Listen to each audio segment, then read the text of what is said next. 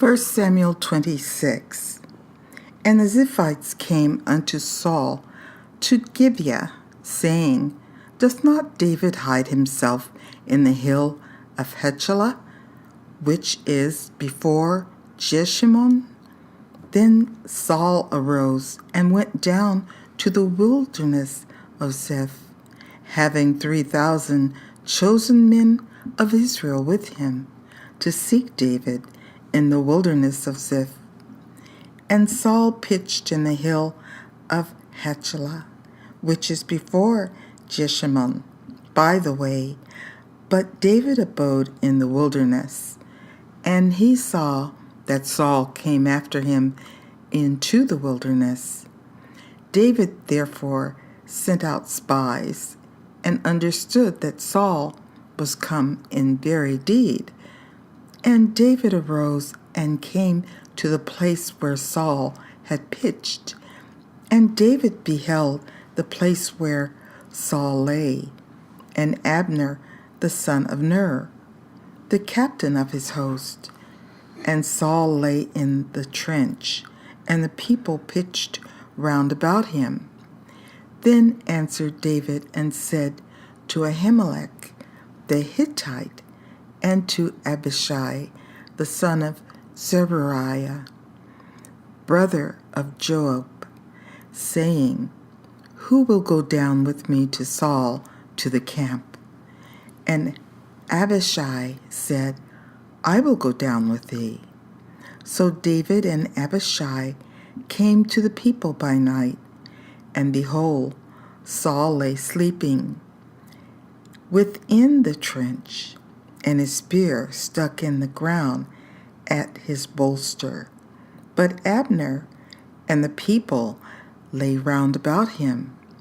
Then said Abishai to David, God hath delivered thine enemy into thine hand this day.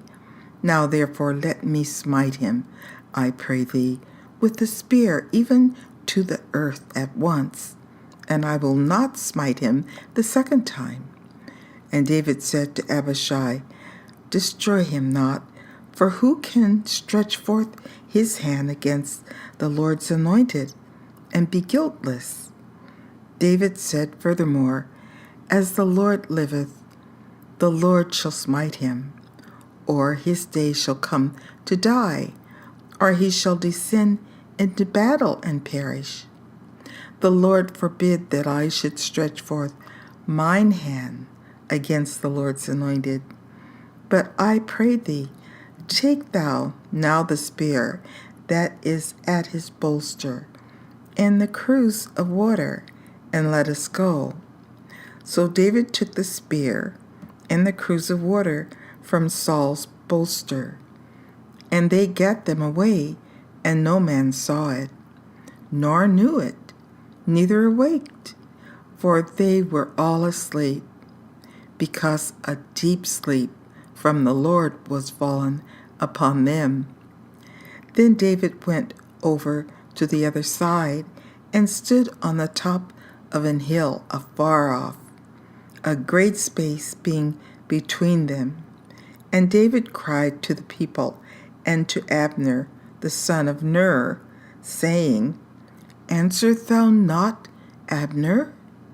Then Abner answered and said, Who art thou? Criest to the king?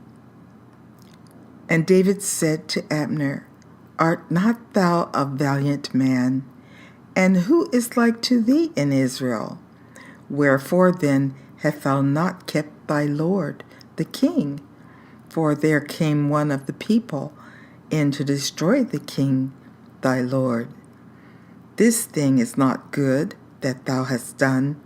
As the Lord liveth, thou art worthy to die, because ye have not kept your master, the Lord's anointed.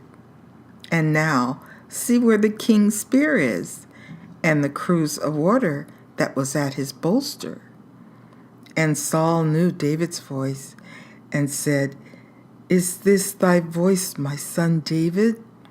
And David said, It is my voice, my lord, O king. And he said, Wherefore doth my lord thus pursue after his servant? For what have I done, or what evil is in mine hand? Now therefore, I pray thee, let my lord the king hear the words of his servant. If the Lord have stirred thee up against me, let him accept an offering. But if they be the children of men, cursed be they before the Lord, for they have driven me out this day from abiding in the inheritance of the Lord, saying, Go, serve other gods.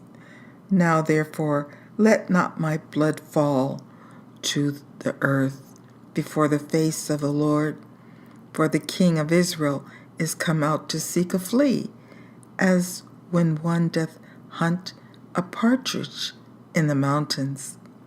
Then said Saul, I have sinned. Return, my son David, for I will no more do thee harm, because my soul was precious in thine eyes this day.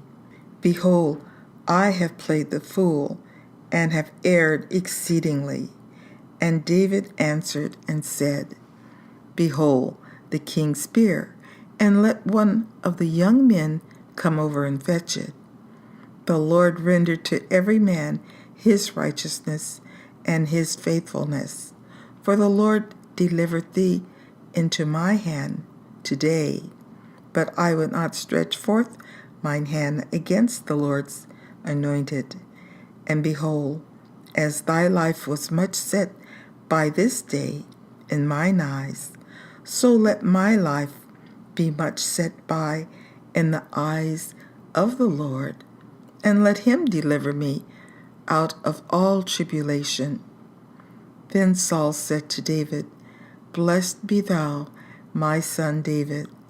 Thou shalt both do great things, and also shalt still prevail. So David went on his way, and Saul returned to his place.